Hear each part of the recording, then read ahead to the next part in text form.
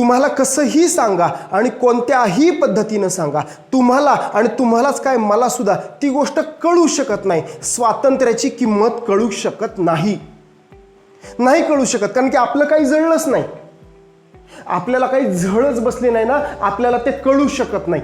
समजून घ्या तुम्ही ही गोष्ट.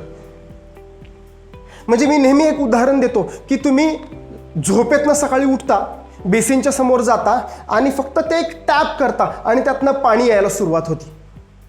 ही इतकी छोटी गोष्ट आहे ना, पण ही इतकी मोठी गोष्ट आहे ना. फक्त तुम्ही 100 वर्षापूर्वी जन्माला यायला पाहिजे होते.